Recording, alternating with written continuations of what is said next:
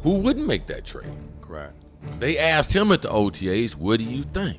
He's bad fucking day. He said, bad day. Now, this is the dude be bullying people. Correct. And he just had a bad day. Woo. After an incident happened where him and a teammate happened to be having a relationship with the same female lady. That'll do it. It was hard for Stephon Diggs because of booty. Not the teammate booty, but because of the actual booty. Top 5 most talented, naturally gifted quarterbacks that played in the NFL. Who would those guys be? When you look at dudes that changed the way teams had to game plan the most, like when they came in, like you talked about Randy, who else is on that list with Randy Moss? I'll tell you the difference between this generation of athletes and the last 2 generations of athletes.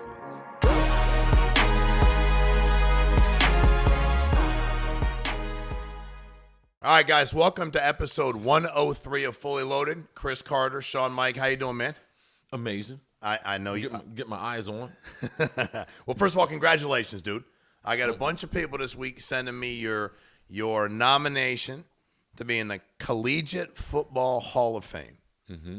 And yes. and I really mean this as a person to think about. I think you said like 150 Division I programs. Multiply that times all the dudes on those programs. A lot of guys that played college football. So congratulations, man. Well, thank you. And I was totally shocked. Legitimately shocked. No, legitimately shocked. Okay. I mean, I left college in 1987. And, here recently, with the last group of wide receivers that come to Ohio State, that being Marvin Harrison Jr.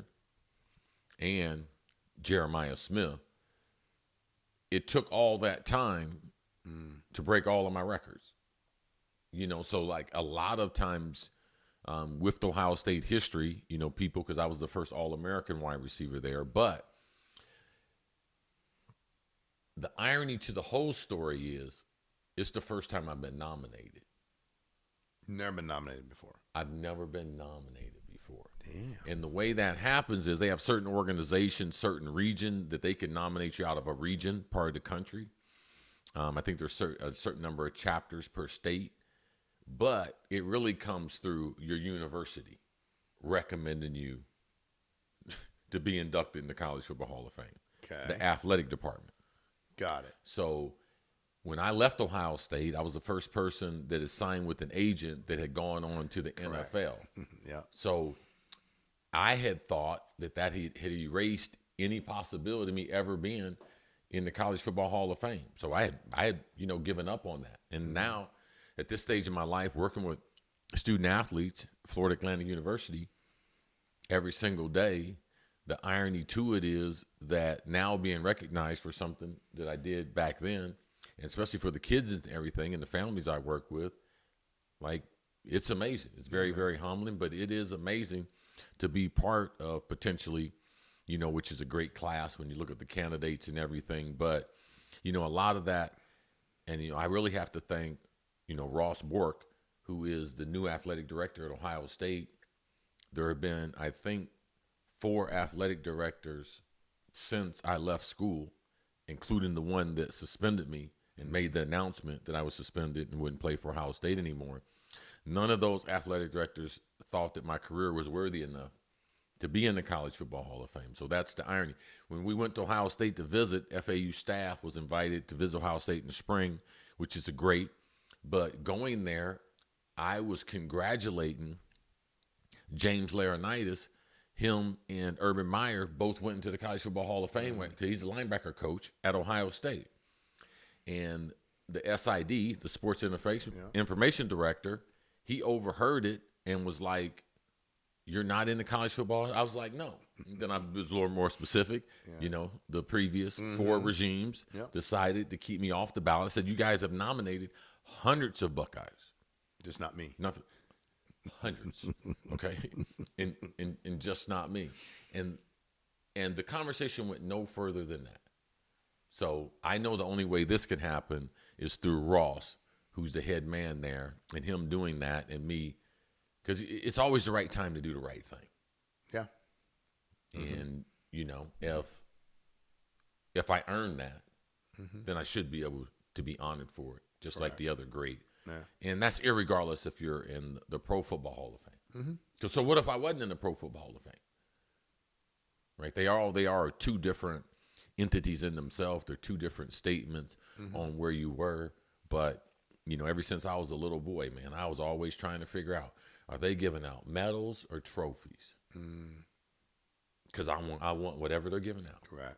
I want to build that. And if this is it, and also doing all the other things that I'm doing, working with young people, being on the show, like, man, people who don't have faith, people don't believe in God, you know, man, people like, man, that's lost. You know, people say, man, God might be late, but he's always right on time. Amen. And it's just amazing just to, you know, just to be able to see as a statement to people and everything.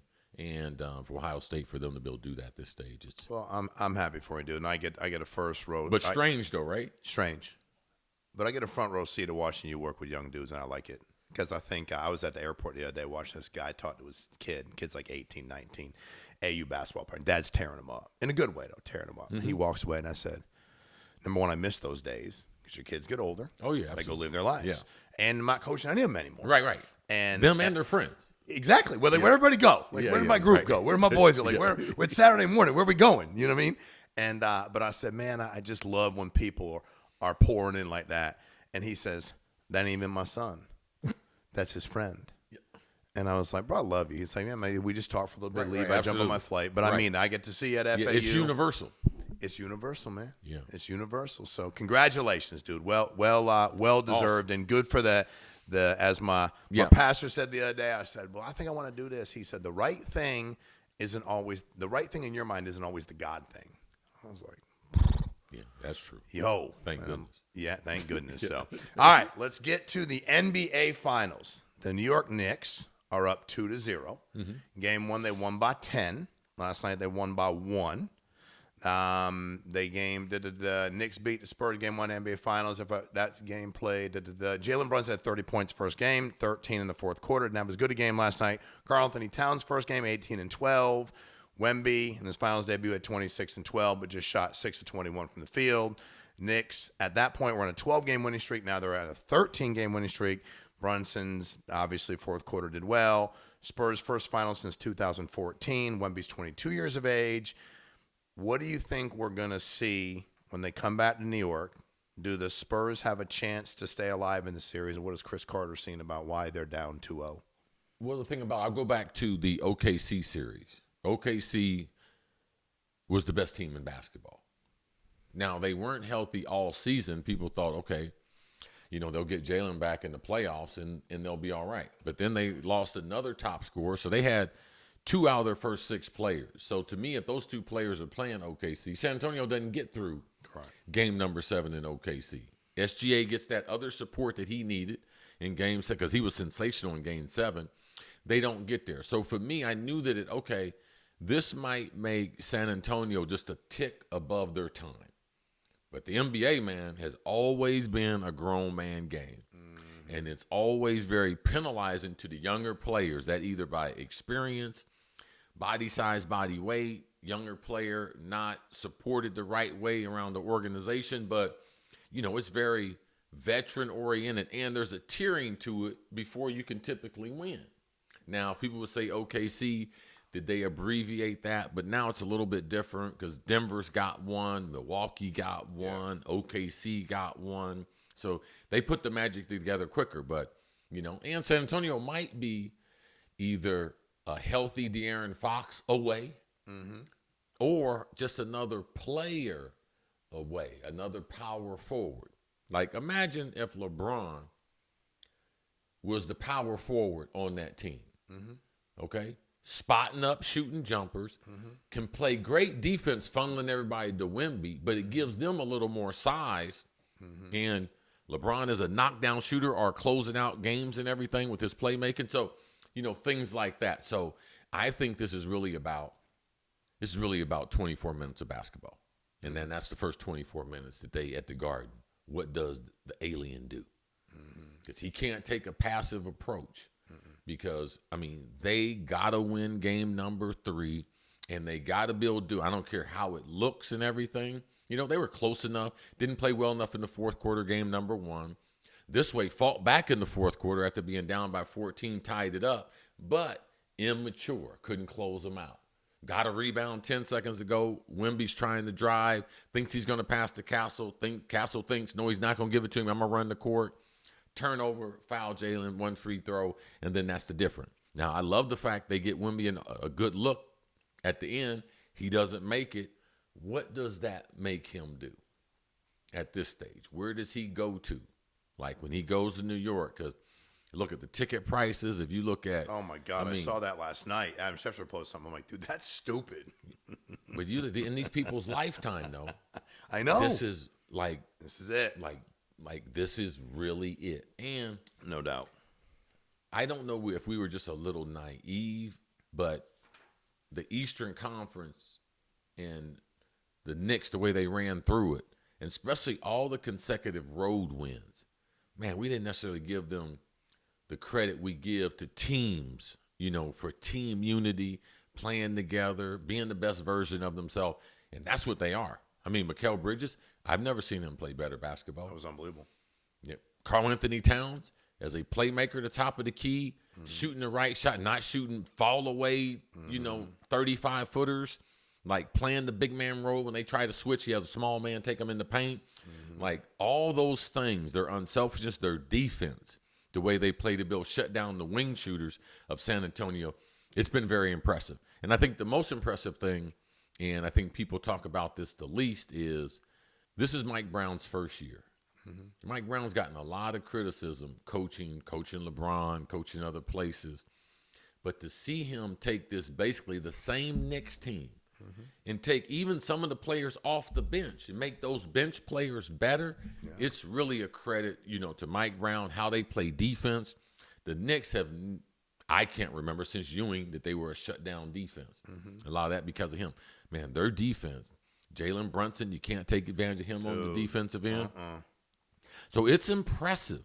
It's very impressive. But those first two quarters, man, when they go to halftime, if San Antonio hadn't snatched back the momentum, it'll be too late. Yeah, it's over. So for me, I like to be able to see a great series. Sometime, man, I use cookies as a reference because I like eating cookies. I like dessert. But sometime I'm hungry, the cookie still ain't ready. So I believe Wemby's ready for a championship, but mentally, physically, like, is he ready? Remember Giannis, when Giannis was like Wemby, just a little skinnier. He was young. And then he got that grown man strength, and it was like, oh, shoot, okay. Wemby, Shaq, young Shaq, they got swept in the playoffs, man. Like, basketball's a team game. You got to play both ends of it. And right now, the New York Knicks have shocked the basketball world, but what they have put on display the last 30 days in basketball has been amazing. And you got to give them credit, and a lot of people around that organization. And I was thinking about what you said there, especially at the end when Wemby threw that ball for Castle. Like, he just didn't look, hit him in the back with a ball late in the game. And I think it was Richard Jefferson. Was he calling the game? And he was like, man, this is a wrestling match every time down. I'm like, bro, I like this. I like the aggressive. It was physical. Like, it was. But also, you said Karl Anthony Towns can walk down Fifth Avenue and get called for a foul. But he's in these games because they're letting these guys play. And he's a bigger dude. He's a grown man. He's a grown man when you see him with Wemby. You know what I mean? I think, and it's funny, we were talking about kids. I don't give a shit if I coach 1,200 AAU basketball games. So the parents, I'm like, when you come here, the games are 1 hour. 1 hour, running motherfucking clock. Do you think they can blow the whistle the entire time and get them done in an hour? They can't. So if your kid don't like to get grabbed, clutched, held, pushed, he can't play here. He's not. He'll get eaten alive. Don't look at me when they didn't blow the whistle. And when you go back to your school, they blow the whistle. So it was. But hey, man, I like Brunson too. He's a dog, bro. Like, I just like watching him in the game. Yeah, he's a different guy. Yes. And he has worked on his footwork like a big man. His shot making ability, the arc of his shot, when to go off the other foot, and he goes to the basket just enough. Yeah. To keep you up, to keep you honest. Yeah, so, right. he is truly, one of the superstars, in the league. And, the NBA, they talk about it. The coach the female coach, Harmon, I think she said that you can't win an NBA championship with a small guard and everything. Draymond said you couldn't win it. Like, Hey, man, be careful what you say now, because it looks like right now a 6'2" guard is leading them, to an impressive and probably one of the most impressive championship runs we have seen in the NBA. I can't remember, besides Golden State and their overall dominance, what was the last championship that would be this impressive in the NBA? Yeah. And the dominance. 8 straight road wins? That's crazy. Man, they have to be killing the bookie. They have to be killing him. I'll tell you what, they've been good to me because I've been riding the shit out of them. Well, that means that everything else is going the other way. That's good. That's good to work out that way. Exactly. Yeah. Know that it's working Everybody's in love with San Antonio. They're in love with an alien. But here's the funny thing. Like last night about Mike Brown, I'm watching the game. It's fourth quarter last night. And I was like, dude, who's on the court? I'm like, who's that? And 44 Shema. Who's he? Who's this other guy? And I'm like sitting there going, but they're in the game because they had momentum with that crew. Yeah. Brunson sitting around, Hart sitting around, Cat sitting around. And I'm like, dude, either he knows what he's doing or he doesn't. They just rode him as long as they could. And he started out. They went through that stretch in the third quarter where they kept the lead. Correct. He kept them in That's at what the I'm saying. exchange of the fourth quarter. He started the fourth. Yeah, and was just so relaxed about doing that. Remember, he benched Josh Hart a couple series ago and gave those other guys the confidence, and those guys been backing them up. So their overall bench and the overall chemistry of basically the same team, same team they've had the last 2 years, very impressive. Even the last exchange, that last time out when San Antonio, after they got the rebound after the missed free throw, he takes Karl Anthony Towns out and puts Robinson on for the last. You're talking about into the game, managing the game, making the best decision. Yes, because Robinson is a little quicker too, especially on his jump shot. Like if you thought he was going to drive, you put Anthony in there. He's got a little more girth than everybody. But if you think he's going to shoot a jump shot, you much rather have Robinson. And guess what he did? Shot a jump shot. Yep. Coaching, bro. All right, so let me tell you about Blue Chew. So you talk about what's happening now and what's happening for men and their desire to have amazing sex in 2026. The new arousal-boosting formula combines passion and performance into one tablet that dissolves under your tongue for super fast onset. No more waiting for that pill to kick in. You got to see how long it's going to take. No more moments ruined by performance anxiety. Just the results you want when you want them. Most ED meds only focus on blood flow. But Blue Chew Gold goes further by combining 2 ingredients for blood flow with 2 for mental arousal and connection. So you're not just physically ready, you're actually in the mood. Innovation is why Blue Chew Gold is the #1 brand in erectile function. The process is simple. Go online, order yours today. Discover your options at BlueChew.com. As we got a very special deal for our listeners. Right now, when you buy 2 months of Blue Chew Gold, you get the 3rd month free with promo code LOADED. That's promo code LOADED. Visit BlueChew.com for more details and important safety information. And we thank Blue Chew for sponsoring this great podcast. So, all right, Myles Garrett is now with the Rams. Traded Myles Garrett to the Rams for Jared Verse and a 2027 first-round pick. 2028 second-round pick, and 2029 third-round pick. Garrett set the NFL single-season sack record in 25 with 23, won Defensive Player of the Year. He's 30 years of age. What do you think this means for the Rams and for the Browns moving forward this season? Well, the Rams is fairly easy. I mean, this is just a continuation of the echo when they said Matthew Stafford. People were worried to draft because they drafted the kid out Alabama, the quarterback. Oh, man, the Rams, they could have gotten another player to contribute now, and then they signed Matthew Stafford to a 2-year extension, and then they make this trade. Like, there are certain people in organizations, there are certain people in certain businesses, and they just operate at a different level. That's where the Eagles are. That's where the Rams are. And it's just a couple more organizations in the NFL, but those 2 teams, that's where they are as far as the acquisition of players. And they don't care nothing about those draft picks. What did my man say? Fuck them draft picks. GM straight up. Right. He's like, I don't give a shit. And, they traded, a #1 pick for the cornerback, McDuffie, for the Chiefs and brought him over. And, they had a cornerback problem. Solved. Okay. They didn't have a rush problem, but they wanted dominant. They had a couple of young guys, and then they had the ability like no one else to get give away a top 10 rusher to be able to acquire Myles, be able to come up with just enough cap room. But I think it is an amazing trade. I think it's the type of thing that Shawn McVay, as long as he's coaching, these are the types of things he's going to do. He wants a veteran-oriented team. I'm not rebuilding. I'm always going to be reloading. And the irony, too, Super Bowls in SoFi. They can win 2 Super Bowls in their home stadium. This will be their second one in their home stadium. So it's obvious that they're going after it. And, I remember my first time as an adult when the stock market crashed. I remember exactly where I was. Okay. It was the first time also in life I had any money. It didn't matter if it crashed before that. No. You had no money in there. No, it didn't matter. When was that? In 87. Okay. Man, what they come? Black Monday or something? Yeah. Man, always got to do black, man. But they didn't call it White Monday when it crashed. No.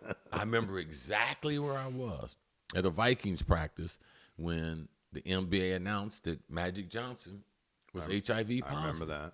I mean, like these things are going to this type of trade, in this era is like, oh my gosh, I'm going to remember where I was when this happened.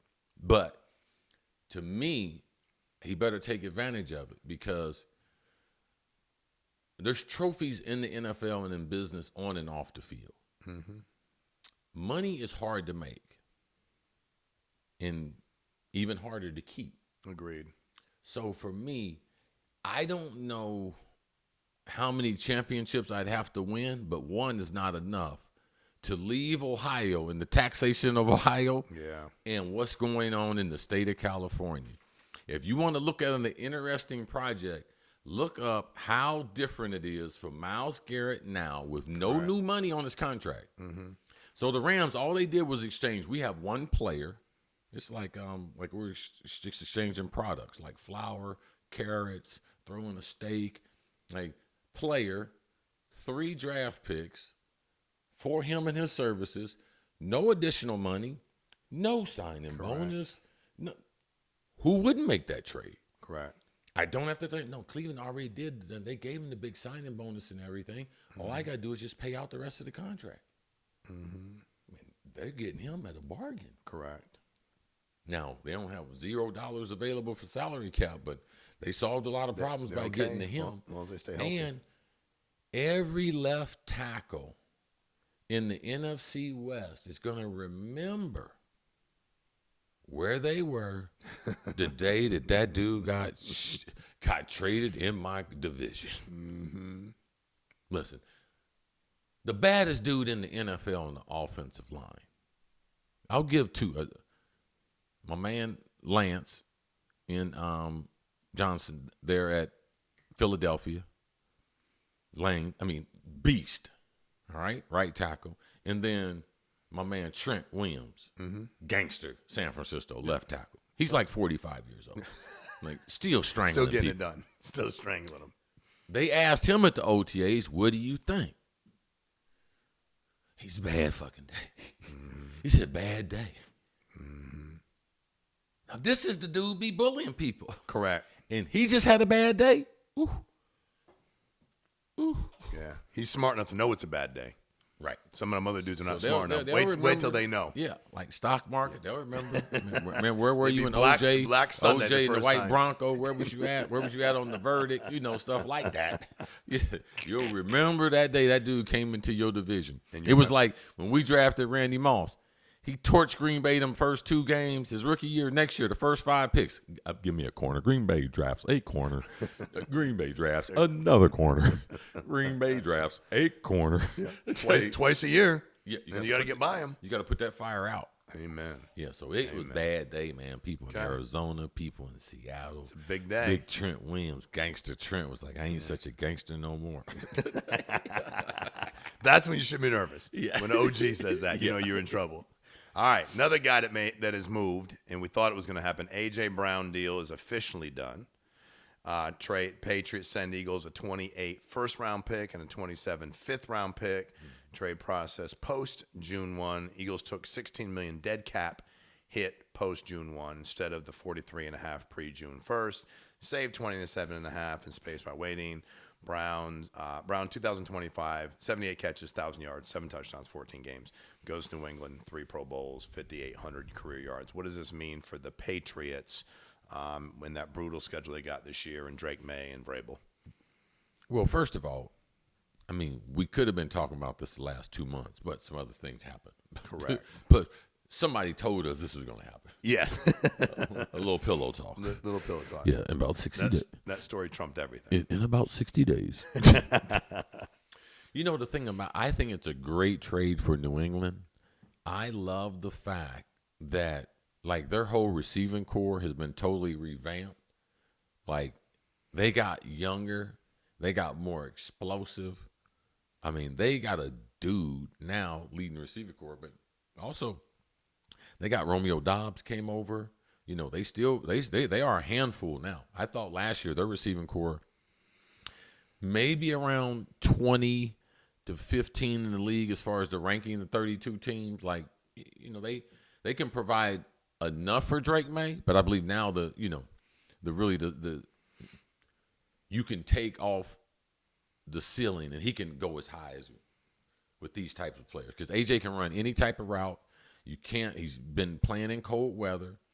He's a big body. He's also a deep threat, very, very consistent, 5 out of 6 seasons with 1,000 yards. And I think that, you know, he's going to have a little chip on his shoulder to be able to get back to proving, hey, what I've been telling y'all the last 2 years, that problem with the quarterback, we don't have that now because this kid can throw it.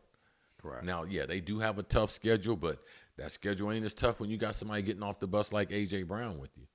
And helping Drake May grow, I believe that's great. That's, besides getting maybe a better left tackle, being able to take care of that quarterback, keep building his career. Don't be satisfied with that Super Bowl appearance last year, because you really had no chance to win that game because of the lack of explosive passing game.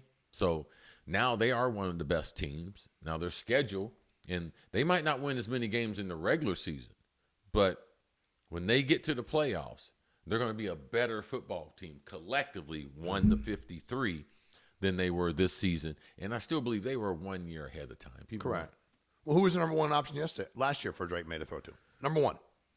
In the Super Bowl, who was their number one option to throw the football to? I mean, Stephon Diggs before the press conference, and then Booty, you know, but you go from A.J. Brown, from Stephon Diggs to A.J. Brown. Yeah, but it was hard for Stephon Diggs because of Booty, not the teammate Booty, but because of the actual Booty. Don't be for him to concentrate on the biggest game, literal booty. Yeah. Booty. Yeah. Yes. Booty everywhere. What do you think was, and obviously it was a quarterback, but A.J. Brown, obviously, everything you see now, he's like the happiest he's ever been in his football life. He can't imagine he's here. He's happy to play again. Oh, my God, I feel so great. Was it you think the bigger issue with him and Jalen was just that, like, this ain't the dude we need to throw the football? Is it just what was so bad in Philadelphia for him where he had to get the hell out? Well, you really want to know? Yeah, I really want to know. Well, I mean, his critique of the quarterback became more of a critique or complaint, but it was after an incident happened where him and a teammate happened to be having a relationship with the same female lady. That'll do it. Now, somehow the word got back to AJ's people that they had told Jalen Hurts' wife about the situation and got her involved, and AJ was a little upset. Now, I can't confirm this, but AJ was supposed to be a little upset that Jalen didn't handle his wife and her getting that information better than that. Got it. Okay. So then it seems like after that, he became more outspoken about the quarterback's ability compared to them when they were best buddies and everything. Got it. That's what a rumor. That makes a lot more sense. I've seen some other podcasts and people talking about people out of Philadelphia. Hassan Reddick, he's supposed to be the other player involved in it. Allegedly, all these things are allegedly. Don't sue me. Don't call my lawyer because I got one on retainer just in case. But it's allegedly. You got it. But that makes a lot more sense to me. That makes a hell of a lot. Something happened. You didn't wake up one day and just say, something happened. Yeah, you don't wake up and say, I don't like being a Super Bowl champion. You guys were boys. Yeah, I don't like making money. I don't like playing in Philadelphia. But that makes sense. You can't, That's one thing. We was just talking about that, Drew. Business and not do football. Like, bro, control. Like, that may, no. Like, that's been worse. You come in here and start screaming. Yeah. I've been in a couple business deals where I knew the spouse. And now that might be more family-related stuff. But I was always clear before I signed this document. Now, listen, I'm in business with you. I ain't in business with your wife. Correct. Amen. No, you're in business with her. I'm not. Correct. All right? I'm not trying to say anything, but you should know that. And if something ever happened to you, all right, this will be dissolved. Correct. No, it's me and you. Yes. There is. It's a severable contract. Till death do us part. And if it do us part, she ain't got nothing to do with it. She won't got nothing to do with me, bro. I'll be out. Right. We'll send her a check, but we will not continue as partners. Amen. You got to understand, bro. All right. So Minkah Fitzpatrick. Oh, man. Too bad. To the Jets. Minkah Fitzpatrick traded from Dolphins to Jets for 2026 7th-round draft pick. Aaron Glenn filed with a 3-year, $40 million extension. He's a 4-time All-Pro safety. Started his career with the Dolphins. Traded the Steelers and now lands back with Miami's division rival. Is this a big deal? Should the Dolphins even care about who they're trading inside their division because both teams are so bad anyway? What is this going to mean for the Jets? I mean, not for my plans for the Dolphins. Like, they got to tank. We know your plan. They got to stink this thing up. Man, they got to smell like a baby's diaper. Man, they can. I got my money on them being okay to do that. I think they're well positioned to screw this thing up. And now, oh yeah, we're so good. We're going to trade a 4-time Pro Bowler. No problem. We got that kind of roster. Look at it. I mean, there are not 10 guys on the roster that I recognize. But you recognize. And you know everybody in the I just been watching NFL for 4 decades. Yeah. I would say 15, maybe, pushing it. Like, and I might have saw him in high school playing on one of my Friday night lights or something like that. You catch him in college, be like, oh, okay, that's where he is. I remember now. him. Okay, okay, now. So I say 15 of the 60. Okay. But it's gonna be, you're gonna see no name recognition. No talent recognition. Mm-hmm. Man, tank, man, stink this thing up. Don't be doing this halfway, man. They're not going to, bro. No. Halfly, man. Don't try to win. Don't try to. They better not stink this thing up and mess up your plan, bro, and not end up with them dudes. We'll be really upset. Right. And my plan is stink it up, be one of the top 3 draft picks for next year. Mm-hmm. And not because I'm trying to get rid of the quarterback like everyone else, like Cleveland, all these people getting ready for the 2027 draft because this legendary class of quarterbacks. Mm-hmm. No, Miami, this is what we're going to do. If you have a problem with your quarterback, things in Baltimore don't work out. We got Lamar Jackson because they ain't going to give him a bunch of money unless he plays spectacular. He's got no guarantees after this year. He's going to be wanting to come back home. Mm-hmm. Hypothetically. Yeah. And then there's a kid at Ohio State that Miami lost, University of Miami. A kid from Miami went to Ohio State, fame and fortune. Bring him back to Miami. You'll sell a bunch of seats that day. Even me, I'll sign up. And I got season tickets around the NFL. I'll sign up if they bring Jeremiah. So that's my plan. Dolphins don't mess with trade. Make a trade every other week. All right, till the season starts. Got about 8 weeks to, yucky shit. Go ahead and yuck this up. Take advantage of the Dolphins. They're giving their people away. Yeah, come and get them. You got about 8 weeks to impress me. One every other week. Give the talent away. Well, they're giving it away, dude, and I will be there to watch all the games this year in the heat. 7th round pick for 4 times. Come on. Dolphins, keep it up. Yeah, he did go to New York though. He did go to the Jets, so. It's a sad day when that's a step up from the Dolphins, probably. The Jets have a better season than the Dolphins this year. There are 2 teams I believe are going to surprise people. Just like last year I told you Jacksonville was going to surprise people. Yeah, you did say that early. Yeah, you did. The Jets are the first team. The Jets are going to surprise people. Yeah, man. The New York Jets. Hey, man, keep your voice down. Write that down, We got kids sleeping. Write that down. All right? Noted. All right. Beginning of June, we're going on record. Okay. I believe in Aaron Glenn. I believe that second year, really, and Geno Smith, I do believe is going to help stabilize it. Okay. The Browns. Okay. The Browns are going to surprise some people. Okay. The Browns have done so well in drafting players. I feel so much more confident in the competition between Deshaun Watson and Shador. Shador impressing people in his second year as far as football and everything. Like, he had a great offseason compared to the interviews and the pre-draft thing. Good You for imagine him. how relaxing Good for him, man. Yeah. And he actually has a chance to start compared to running fourth team. The way he was doing last year. They put him in the game. He had been running no first team. Yeah. Now this offseason, splitting some of the first team reps. You hear about some of the practice. He takes the majority of the first team reps for him and Deshaun Watson. But, you know, they have drafted well. They have a lot of good young players. And you're marked by your reputation. And their organization, their ownership has made some horrific football decisions. Mm-hmm. But here of recent, man, they've made some good decisions, especially in the players that they drafted and the types of players they have on the field. Mm-hmm. You know, like, I believe that they can turn around. Now, the Bengals are better too. Mm-hmm.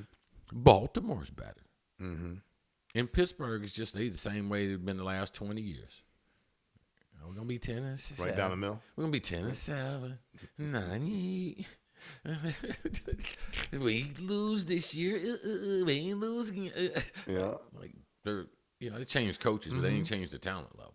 No, and their philosophy is the same. Right. And I don't care what Aaron Rodgers drinks or smokes. Ain't nothing taking him 10 years back.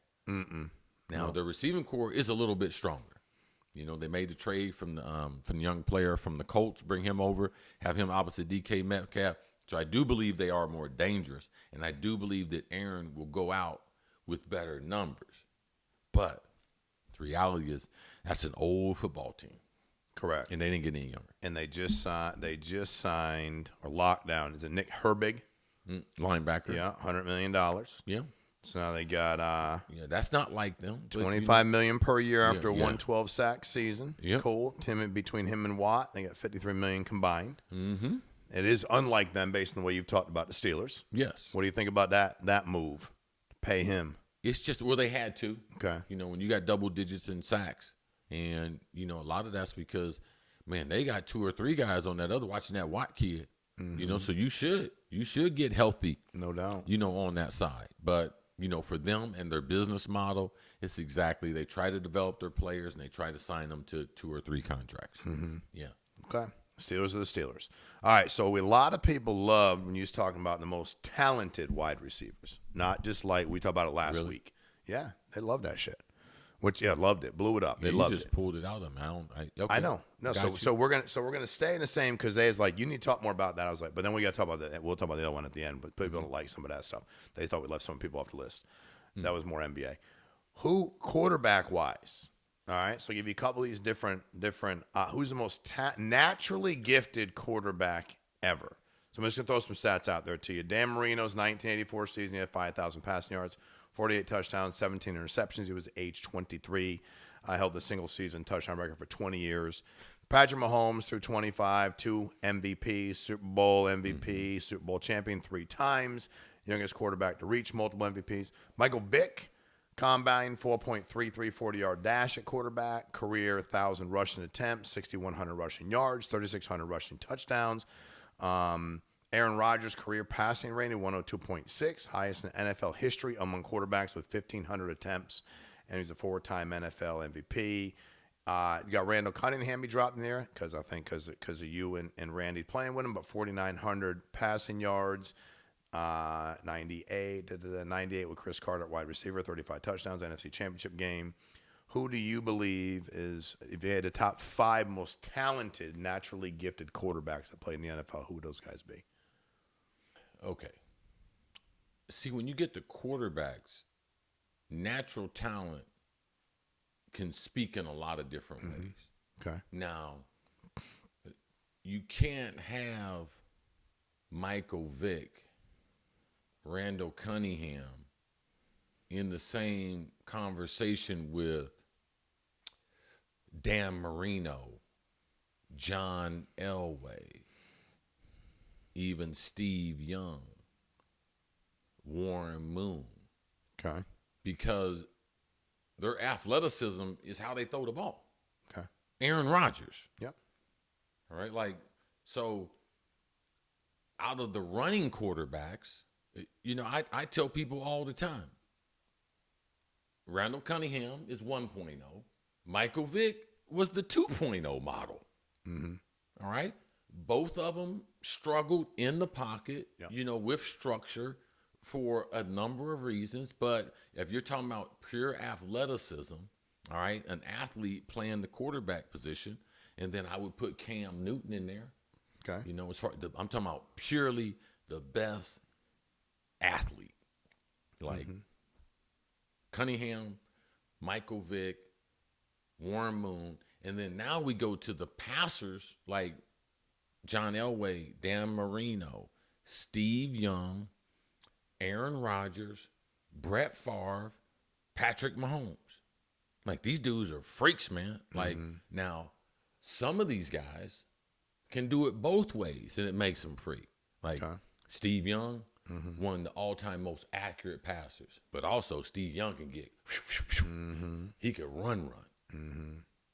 Patrick Mahomes, he plays the game at a level in, out the pocket, maneuvering, ad-libbing, like we hadn't seen. Aaron Rodgers, one of the strongest arms, one of the most accurate, least amount of turnovers, and got a gift as a right arm. Like him, Marino, Elway, and them. Like those guys, if we were in a throwing contest with Mahomes, like those guys would be the throwers. So as far as ability and how it speaks to you, and especially coming from the quarterback, I think there's different rooms that you have to be in. If we're going to be in the runner, most athletic, and then 3.0, Lamar. Randall Cunningham, Michael Vick, Lamar 3.0. You see what I'm saying? Yeah. You know, so a lot of people ask me, hey, man, do you think Randall Cunningham will get into the Hall of Fame? Do you think Michael Vick will get into the Hall of Fame? And I said, both of them very good players, good careers, but not good enough to be in the Hall of Fame. And there's currently a guy playing that plays the same style, plays it better than they did. Correct. So it didn't like, unless you really set the benchmark, like you're not going to be able to get credit for it. A guy like Warren Moon, people who did it like that for all those years. And then it's like, oh, he's a version of Warren Moon. Not necessarily better, though. Not no 3.0, 4.0. It's a version. No, like there's no 3.0 of Dan Marino. There is no 3.0 of John Elway. Or Steve Young. Or No. Aaron Rodgers. Yeah. People, Green Bay was so excited. Oh, we got Brett Favre. We have Aaron Rodgers. We have better right afterwards. Yeah. Like, so to me, I think they're all great conversations, but let's give, the talent, especially with receivers, or we just talking about freak athletes that are playing the position. Let's put them in some columns so then you can kind of sort them out and give all of these guys really a breath so that you can express their greatness and what it looked like and how it transcends era. Especially with the guys who, are dual threats. People like Cam, people like Lamar, people like Michael Vick and them. Like they all deserve the respect and have the conversations, but if you don't separate them, you actually dilute kind of what they did and the whole conversation about the way they play. Got it. Okay. That actually makes a lot of sense. So, a lot of dudes. Crazy. A lot of different shapes. Shape, sizes, speeds, the way they look, the way they move. But it's interesting. It ain't like playing another position with the athletic ability is the athletic ability. All right, how about this? Which 5 players changed, you talked about earlier with Randy Moss and Green Bay drafting the corners. Which 5 players changed the way opponents game planned the most? And they gave me a list of people, right? So Lawrence Taylor had 132 sacks, unofficial pre-1982, 1 MVP, 2 Defensive Player of the Year. Obviously, Randy Moss, 98-07, averaged 86 catches, 1,300 yards, 12 touchdowns per 16 games. Forced bracket coverage on every snap. I mean, like Hall of Fame candidates. We talk about Reggie White. You talk about Ray Lewis. You talk about Aaron Donald. Like you talk about Jerry Rice. Like when you look at dudes that changed the way teams had to game plan the most, Like when they came in, like you talked about Randy. Who else is on that list with Randy Moss? Deion Sanders. Okay.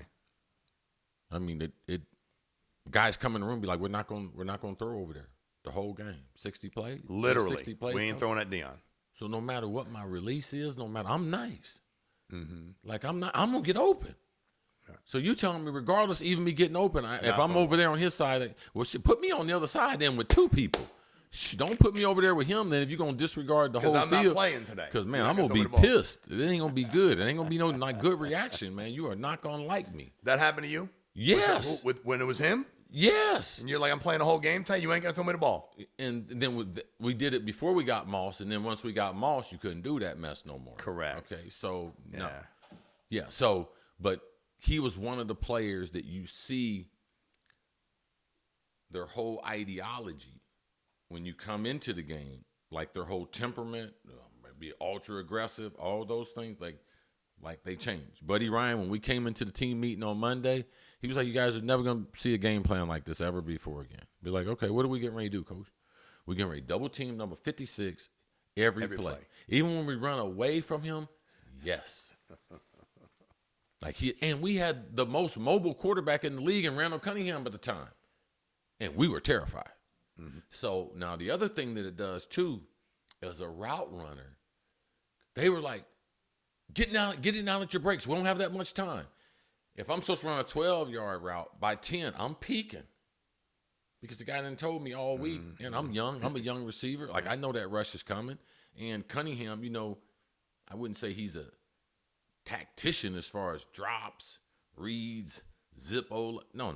It's he kind of ad-libbing too. So that right there, it changes how you do things. Barry Sanders, I never seen. They put 2 or 3 guys in the running in on the scout team, and they just have the guys run side to side. He's not even trying to go down the field. He's just running this way, make somebody miss, cut back to the other side. Like, I played 16 years when he was in the league, and we played him. That's the only time we ever practiced that. Only time we ever practiced that. Ray Lewis, man, you have to change your audible system. That dude be calling out your plays and everything. Like, you got to go no huddle, quick count. Like, you gotta put some stuff in it because he's gonna know all your signals. He's gonna know everything that you say, verbalizing. Yeah, me scared. So how did Ray know all that? Every offensive coordinator has a DNA. Okay. Going back to whatever they did. So they break down what do they like to do and what do they like to do in certain situations. Now, he might have different personnel, so his sweet spot might be a little different, but they have a DNA that they can't avoid.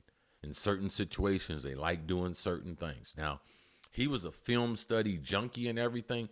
Brilliant. I'm talking about.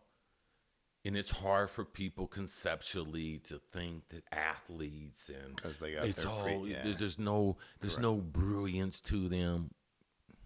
Bullshit. There was brilliance to them. If you ever seen a sculpture, if you ever seen a painter, regardless of how simple they make it look, what they do, and the ones that do it at the level that's special, there's an eliteness to it, and there's a rarity to doing that you should recognize. Like, that you should be able to recognize it. And when you have all these elite athletes, like, you just don't think that people, because say, oh, we're going to treat all you guys the same way. Jimmy Johnson, first day he was with the Dolphins. Come back, I'm going to coach the Dolphins. There was 2 dudes that were late for the first meeting. So Jimmy's like starting the team meeting. He's trying to lay down the law. I'm about this, man. Don't be late. Don't be late. Who's out there? Dan Marino and Troy Vincent. Well, let them in. Well, please, can't start without 2 of the team leaders. I take that shit back. Let me get started again. I started a little early. Yeah, my bad. I jumped the gun. Replay, wind it back. So it made him great. That's what he understood. And he understood greatness when he saw it too. So, it's in the league, you see stuff and you see great coaches and organizations respond like, okay, guys, we're playing on Thanksgiving. We're not going to practice all. We're going to have walkthrough. We're going to eat healthy. Going to sleep. We're going to travel on Wednesday, and we're going to play a game on Thanksgiving. They'll never tell you that in any other circumstances. Mm-hmm. So you see that. Reggie White, when I was his teammate in Philadelphia, man, you saw the type of pass protections and what they would do. Like, no one got that type of pass protection. And as you've seen as we've come through the year era, Aaron Donald, how people prepared for him. This last season, Myles Garrett playing with the Browns, scoring no points, always behind, breaks the sack record. Always in the Like there are guys in the league, just through my observation, through talking to friends in the league, that when the coaches come into the room like this, they saw a ghost. It's like they forgot everything they knew about football, and that guy is not getting ready to win the game for them. No, we're not getting ready. I ain't getting beat by that guy. No. That guy's not beating me. No. Okay. All right. How about which NFL defenders, in your opinion, hit the hardest? And I could go through all these people: Ronnie Lott, Shawn Atwater, Ray Lewis. Which, in your opinion, were the hardest hitting dudes in the NFL on the defensive side? Well, this is the thing, and I have to talk about, because we were talking to our young recruits that are coming in January, so they're typically 17, 18 years old right now, and we're talking about them lifting weights, and we're talking about them putting on armor, and the armor protects your muscles and your joints from taking all that impact. And he said, now in college football, based on especially like Indiana last season, like you could be playing against a 24, 25-year-old guy that squats 550. So for me, people watch highlights and everything, but it's really about speed and size. So when I go down the list, I'll be like, okay, which one of those guys can generate the most speed? Because speed transitions to impact. So when you start talking about, okay, is it a defensive lineman? All right, is it a linebacker? Or is it one of them tweener safety type missiles? Atwater, my man, Shawn Taylor, Ronnie Lott, because they can generate more speed. Like, I'd much rather be hit by a linebacker. Correct. Now, a defensive lineman, especially if he can, it's like a bear chasing you. I don't think a bear can catch me, but if he gets the steam up before I'm ready, like, see, you catch the ball, they throw the ball to the outside, you make the corner miss, and I'm spinning inside, and then here I got now a 290 dude, this coming with everything he's got. But the bear's already running. I ain't seen the bear. I know I'm a better athlete, but when you one paw, one bite away. Right. Now, and typically those type of collisions too, you don't see coming. So I can't really equate being hit by a 300-pounder that I didn't see compared to Shawn Taylor running 4.4 at 225, 230, who I saw. Yeah. Which bullet? Both of them got sting to them. Both of them will kill a normal man. Don't get on this field, though. You could die. My reaction is no different. That shit don't hurt. Yeah. You get the burning. Ooh. You in the huddle grunt. Like, what's up, man? Oh, that's going to leave a mark on me. Oh, yeah. Yeah. No, you see some of that shit. You feel it. Speed and power. Speed kills. Yes. Yeah. So all of them got bad intentions. So for me, I'm worried about the guys in that 215 to 240 range that can generate that speed, because that right there is one of a kind. Yeah. Yeah. That's what the league does. That's what you go to the NFL game, and I don't advise this for the world to do this because it would kill the product. If you had to watch an NFL game on the sideline compared to with all the different angles, and my boy Troy Aikman, Chris Collinsworth, and them dropping nuggets on you, and you just had to watch it, and you wouldn't like it as much. Dude, I can remember, you talk about the first time. I can remember the first time just being down on a sideline in an NFL game. And realizing, I said to my buddy, he said, it's kind of like facing the first time you faced a 100-mile-an-hour fastball. I said, no, I wasn't. They weren't throwing it at me. They were throwing it to the catcher. And if the slider was 94 and I missed it, These motherfuckers are running full speed like trucks into each other. Oh, yeah. And if I'm batting right-handed, man, I got something covered here. Dude. I got my elbow hey, covered. bro, I've been hit plenty of balls. As long as I got a helmet on, as long as I don't hit me in the jaw, I'm pretty good. It's a baseball. You'll be all right. Them humans hit you. You better believe it. Man, I don't know if you, and we got an audience, they probably not familiar with it, but there was a cartoon, it's called Looney Tunes. Yeah, I remember Looney Tunes. And then that little pig, little dancing thing. I'm talking about when you start seeing them. When dude hit me from Cincinnati and the fucking Looney Tunes came up on the court, I'm like, okay, we watching a movie. Little pig was dancing. I've been hit like a lot of baseballs. I never saw Looney Tunes once when I hit baseball. Yeah. 100%, dude. It's a different. I always joke with my buddy. He was like, man, you should not have to play high school. You should go and play football. And I said, dude, I've been hit like 3 dudes that played Division I football in high school. And you know what I decided? I like baseball a lot. My fucking helmet was sideways. I ain't especially that fast. in high school. Yeah. I can't chase nobody. I ain't getting out of nobody's way, bro. It was a different world, man. Different world. So, all right, we're going to get to the comments. We fucked up last week. We fucked up. Well, first of all, I apologize before I even know. Okay. No, and that's my job. Hey, we messed up. We messed up. And the first comment I'm going to read is a validator. There's a lot of y'all that validate we made this mistake. Okay. Stephen Prosper, 9542, said y'all get an F on the basketball team because we didn't mention Kobe Bean Bryant. Oh, absolutely. We fucked up. But that can happen. That's what, okay, now that's what happened. We're unscripted.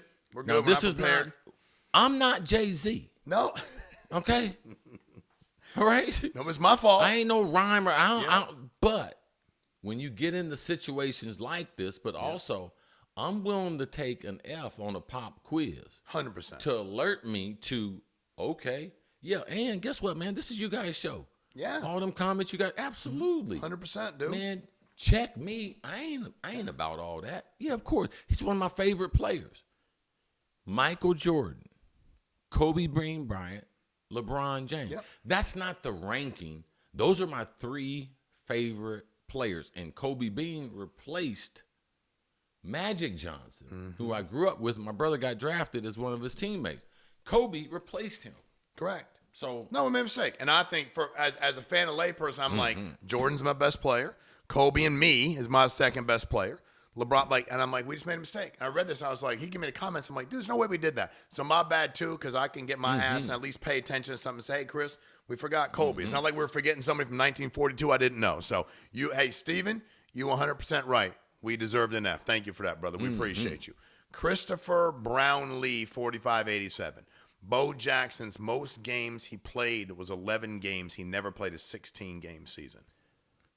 Amen, bro. I've been saying this. I don't try to kill Bo though. No, you're not. You know, but I was in college when he won the Heisman Trophy. Yeah. Now that thing was special. Now, are there certain athletes that because of situations, injuries, teams that they don't reach their peak? Yes. I would have loved to seen Bo Jackson. There is no doubt that he would have been one of the greatest ever. But I can't give you credit because he didn't have for what you didn't do. Correct. Nope. You talked about it last week, man. 100%. Sweet little soul. Okay. No Mel Blount. Question mark. Hey, Mel, don't jam me when you see me at the hall this year. He's one of the most impressive human beings on and off the field and also physical stature. Like, he's ginormous 50 years out the game. You know, he's like Ted Hendricks. If Ted Hendricks lined up for the Raiders, they'd be like, whoa. He was from way back then. He's still big. You know, it'd been like, remember Dave Kingman? Yes. Aaron Judge? Yeah. Right? Yeah, Dave Winfield, how big they were back then? Yeah.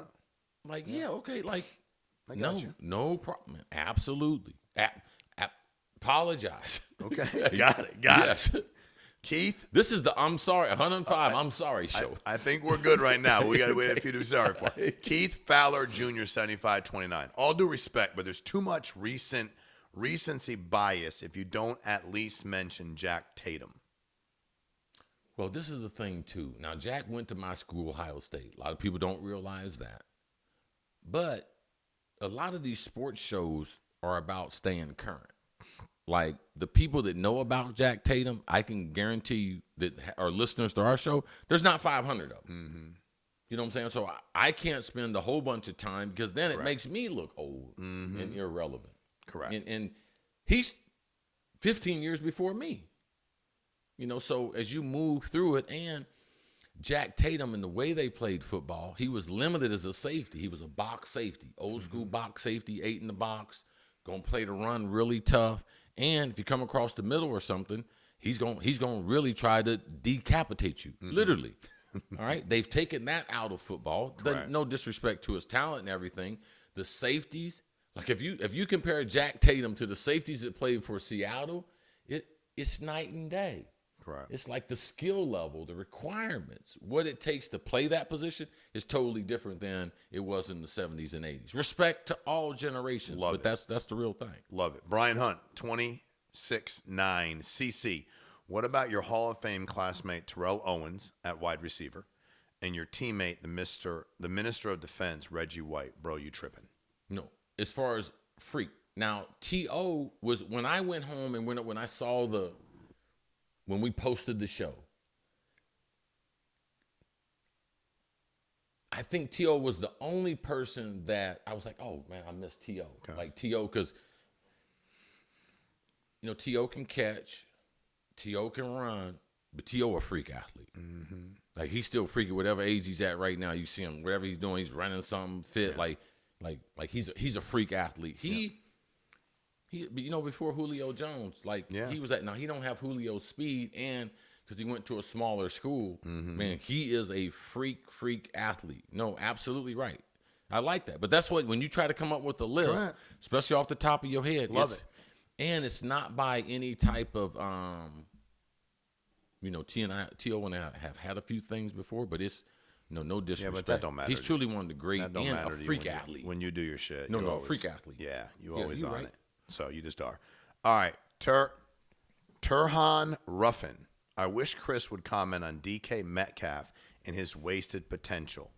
If you were to draw up a wide receiver, he would look just like DK Metcalf. No, he wouldn't.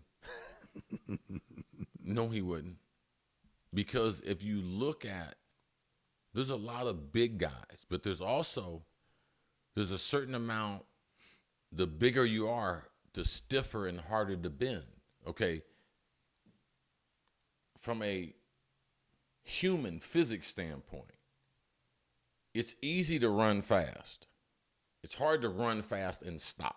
Mm-hmm. And it's harder to stop the higher your hip joint is off the ground. So the taller you are, that's why those little running backs and little slot receivers are always over the because their hip joint is already low. Mm-hmm. So they can sink their hips and get in and out of their breaks a lot easier than a taller guy.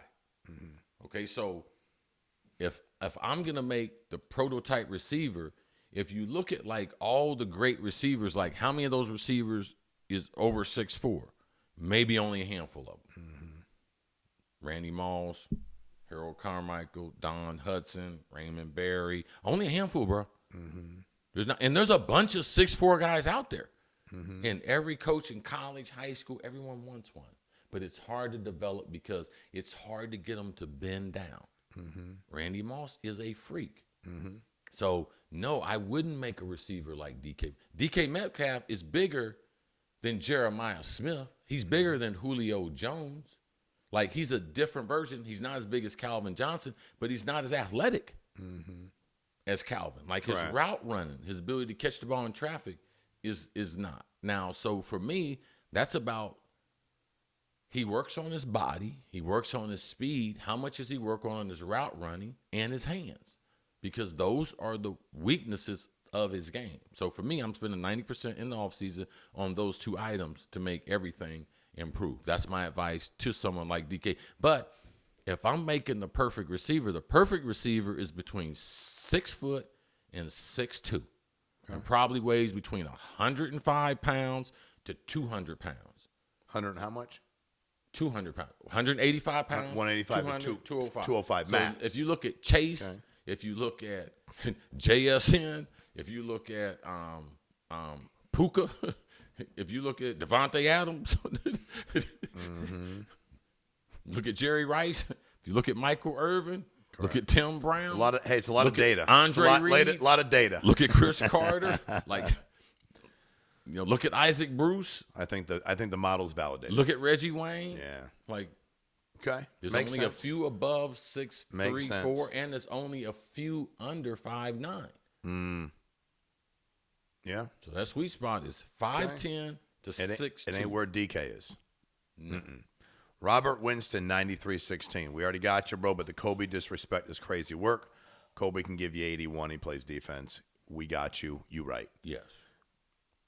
Let's see. NCCU Dog, 98. Dirk couldn't shoot like Wemby, ? Really, ? Could have fooled me. Dirk couldn't shoot off the dribble, man. He was a spot-up shooter. No, he cannot shoot like him. Like, Dirk would tell you at 22, he wished he could shoot like Wemby. Now, as he got over the step back and everything, but from three-point, like if they had a three-point shooting contest on the move, dribbled ball, like. Wemby's your guy. Yeah, there's no discredit, man. Wemby's one of a lifetime. That's why you call him the alien. Silver, _79. Bo's 221 yards is still Monday Night Football record. He's the only person to all-star in both the NFL and Major League Baseball. He did it the same year. Bo knows campaign, Tecmo Bowl, the stories. Bo did a lot more for aspiring football players at that time than people give him credit for. Bo was an era. What did he do for aspiring football? What did he do? I don't know, bro. I don't know. He didn't expand the English vocabulary. He didn't do. What did he do? Bo is not normal. No, people don't say I'm going to be Bo Jackson. Correct. Like, no. He did have that phenomenal year. And this is not about what Bo did. It's about we didn't see it. We didn't see whatever his best was going to be. We can project. We can do whatever we want. It's no disrespect to Bo. Like, Bo would say that. Do you think you're one of the greatest running backs in the history of the NFL? Bo would say no. Yeah. He got no video evidence to prove that otherwise. Correct. I'm sorry. 100%. Heavyweight funk. I think that the refs should call the games the same, whether it's the regular season or playoffs. When it comes to violations on the court, there should be clarity. I think that unwritten rules for referees should be eliminated. I'm not suggesting that rules should be changed. I'm just saying call a spade when you see a spade. Dayton, Ohio, on the virtual premises, Cris.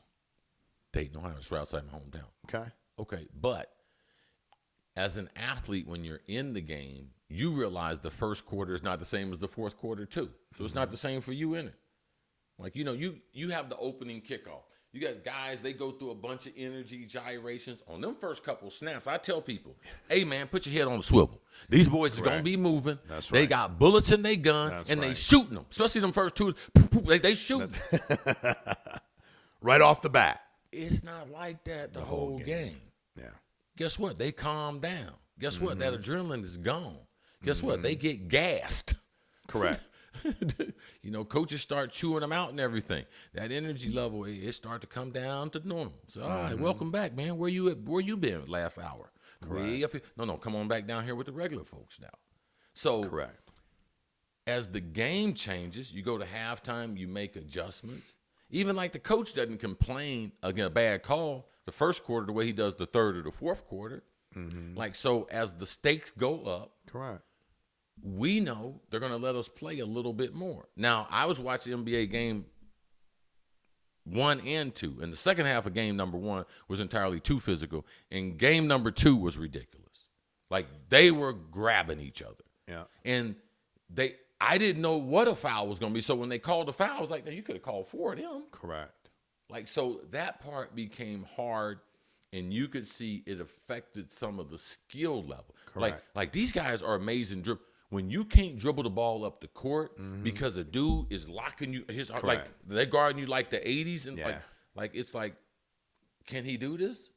Well, okay, can I do this on the other end? Like, so it, can that be consistent? And that was the problem with the San Antonio series with OKC. They thought OKC was getting that soft whistle, and they were getting, the bad end of the whistle. So to me, there has to be at some point, my coach used to always tell me, you adjust to the refs. All right? Yeah. You adjust to the referee. So for me, it's hard to argue with people And this is not, oh, you didn't play, oh, he did play. But it is, you didn't play and I did play. Mm-hmm. Yeah. All right. So 100%. my energy, my focus is totally different than when I'm on the couch. Correct. Correct. Yes. No doubt. Yep. Well, I think, and you said it, I said it to you a couple weeks ago, I was like, dude, I wish they called the games like this all year. You're like, bro, there's 82 of them. Like, what? There are 82 games. We wouldn't like the product. No, you wouldn't like the product. It's like, you're like, and you're like, dude, I'm telling you, would not like the product. And more guys would get hurt. That's right. We'd see less of the guys you want to see. You know, and I really started, so I was like, no, man, I like that guy. But even watching Jalen try to get over the cat, like they were rapping him. You're right. I'll tell you the difference between this generation of athletes and the last two generations of athletes. It's stamina. Mm-hmm. All right? They have more skill, but less stamina. Okay. All right?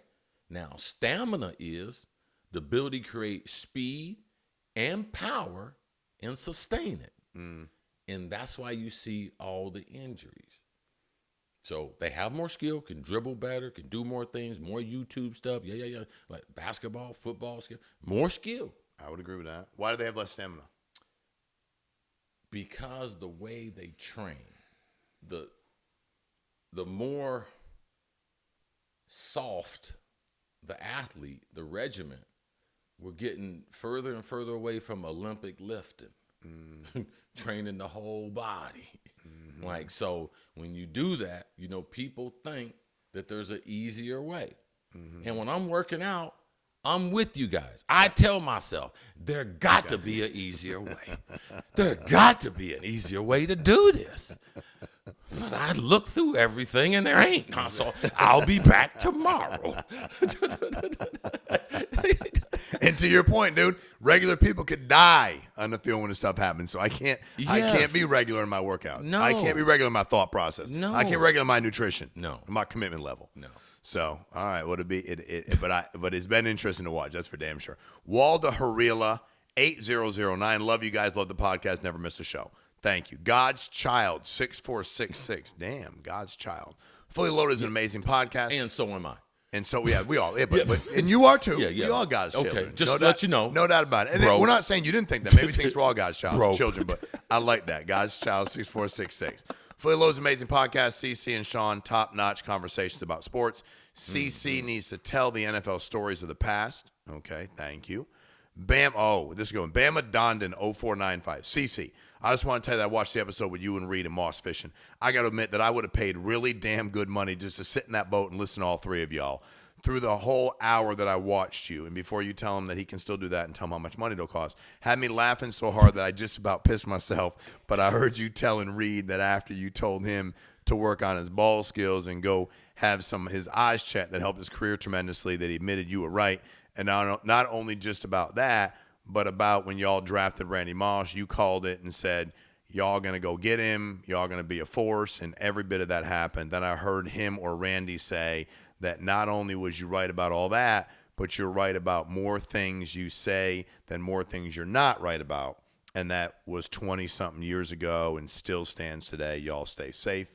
Keep doing what you're doing, fellas. It's awesome. It's awesome to have them to be a part of the things that I'm doing, and for them to be a part of the things that I'm doing. It's just a good time. It's a good time. Both of them have had health scares in the last year. Both of them had cancer. That they, Jake, people didn't know he had lung cancer, had a spot removed, and he was battling that at the same time that Randy was battling his. And then we were trying to communicate with Randy, but we couldn't get a hold of him. So we really hadn't talked. I had thousands of people ask me, hey, man, how's Randy doing? And I had to tell him, I haven't talked to him.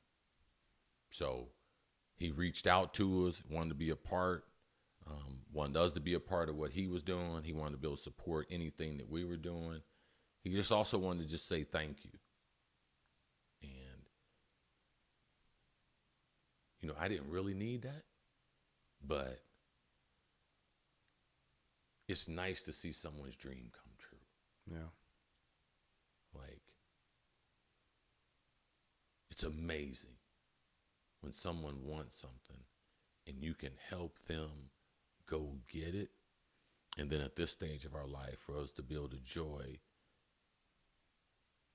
just life together as we get older.